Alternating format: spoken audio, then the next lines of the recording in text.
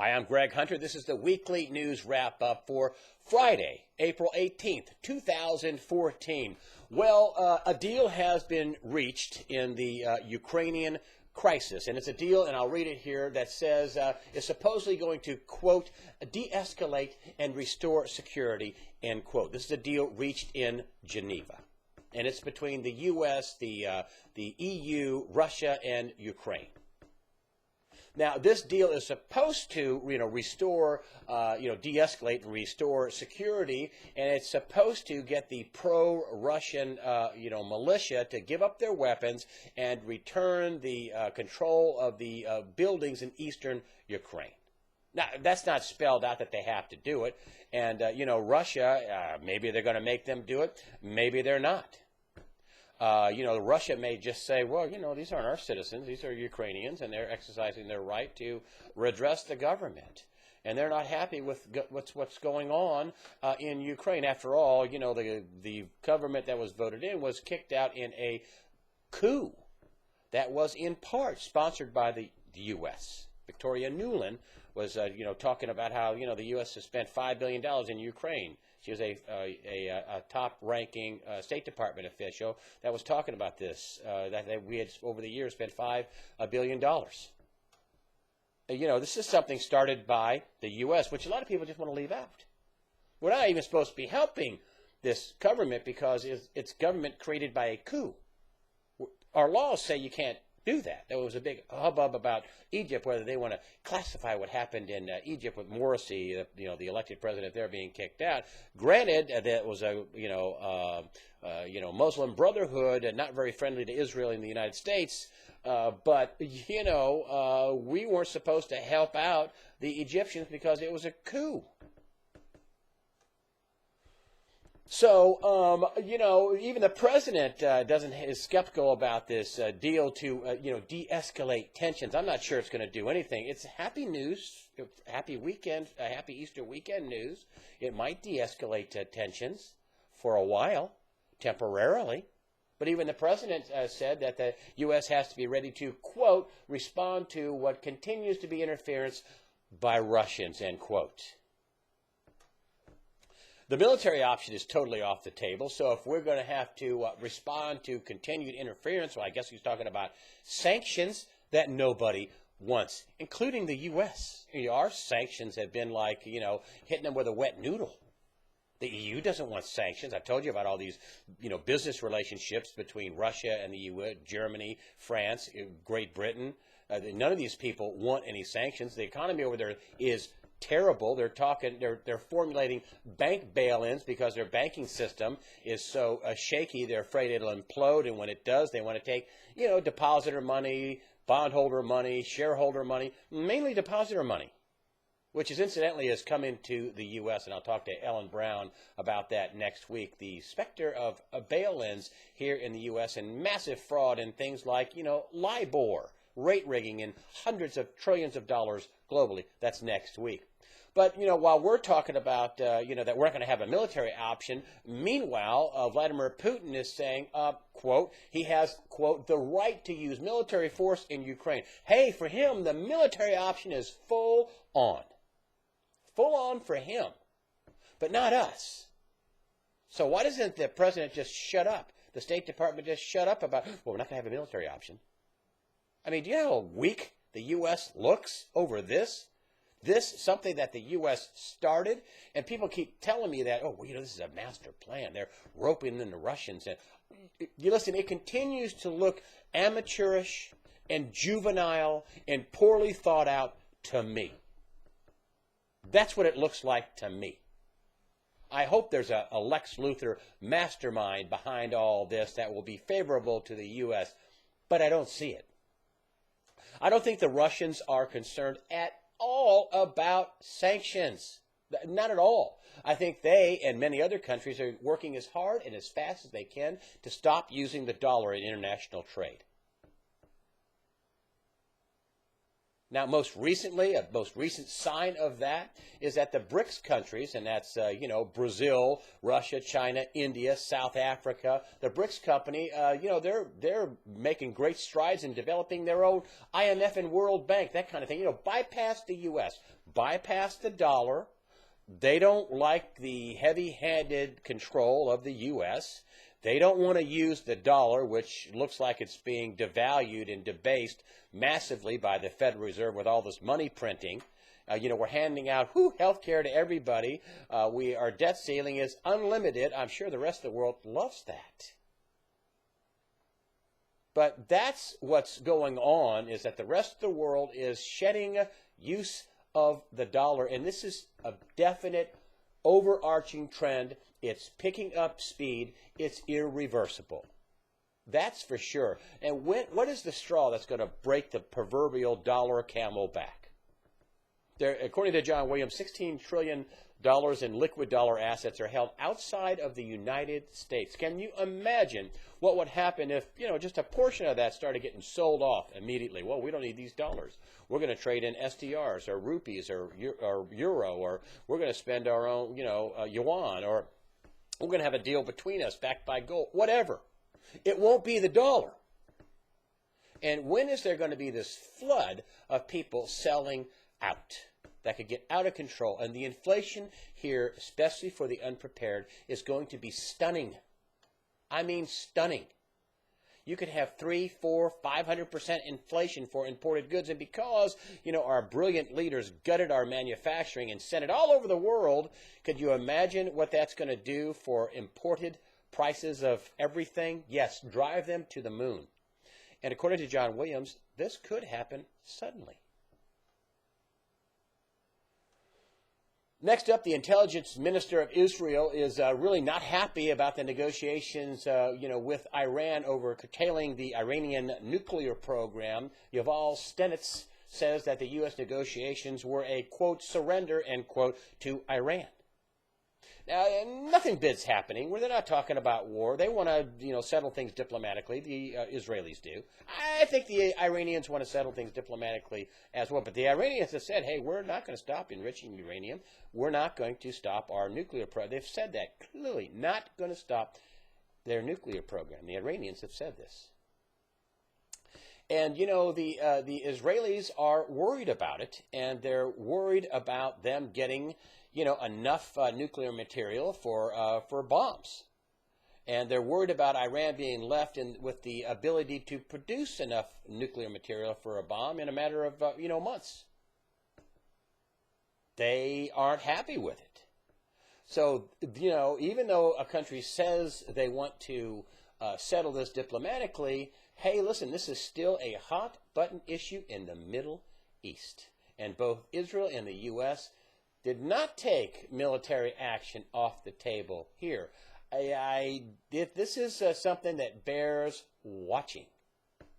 And this, of course, we just had the first of the 4 blood red moon cycle that starts on Passover. This is very unique. This only happens, the next time the next blood red moon cycle starts on Passover will be 500 years from now. And usually when these things happen, in the last, going back 500 years, usually something bad happens or something happens concerning Israel and the Jewish people when a blood red moon cycle starts. You can look it up online, but just keep that in mind. Whether it's a blood red moon cycle or not, this is a story to watch, because I don't see how this story gets settled with diplomacy. I just don't. It looks to me like they're just inching towards a conclusion that, well, we're not going to be able to settle this with diplomacy. I hope they can, and they have another meeting in May, in the middle of May, to have more negotiations over Iran's nuclear program. Oddly enough, Israel unofficially does have nuclear weapons itself, but of course have never used them in war.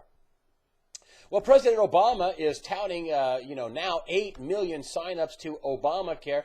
Woohoo! When I heard this, when I saw this, I thought, boy, if this isn't putting lipstick on a pig, I don't know what is. I mean, everything's settled. We got 8 million signups. That's going to do it.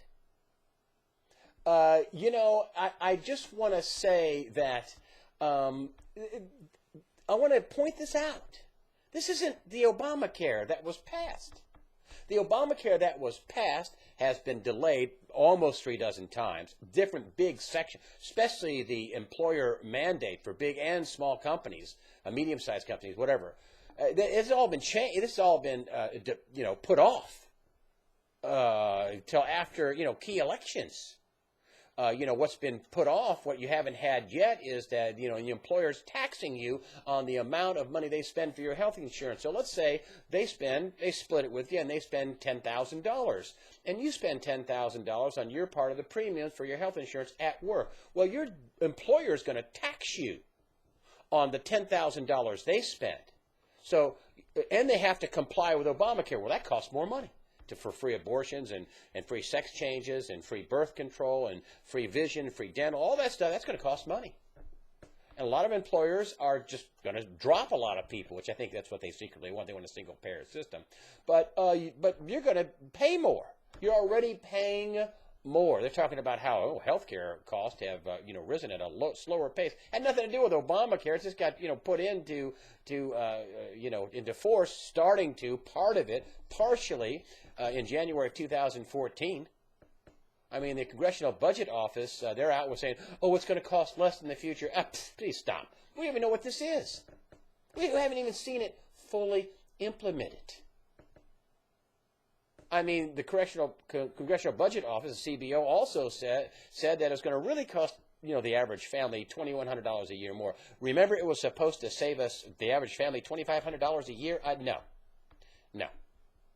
And the mainstream media, especially the liberal arm of the mainstream media, which most of it is, they don't want to focus on the people that, don't get their cancer medication, lost their cancer doctor, can't go to their cancer hospital they went to. Their hospital is closing down.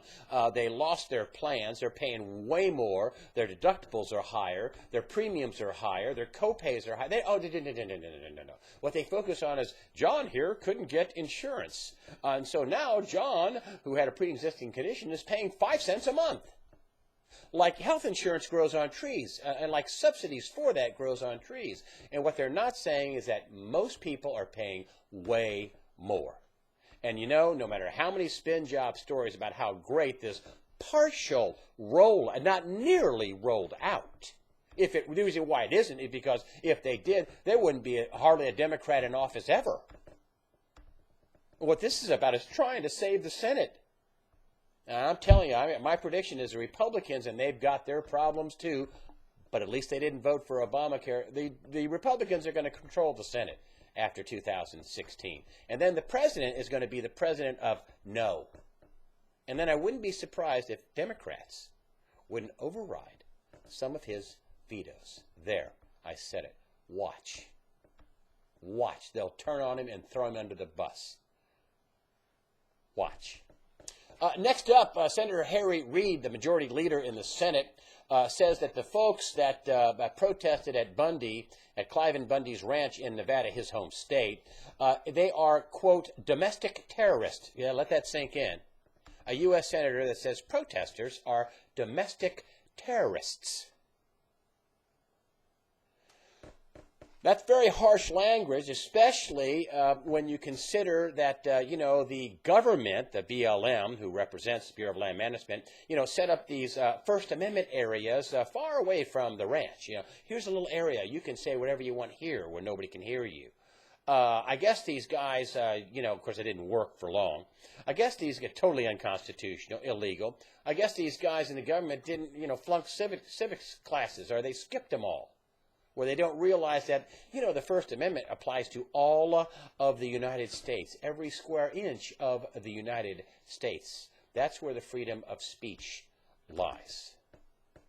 Now, Cliven Bundy has lost a couple of court cases. Just to be fair, the government did beat him in court a couple of times. The government says, this land was given to us when we defeated Mexico in the 1840s. Your family's been here since the 1870s. But then we have this Endangered Species Act, which I think is total government overreach. And that's where the story thickens.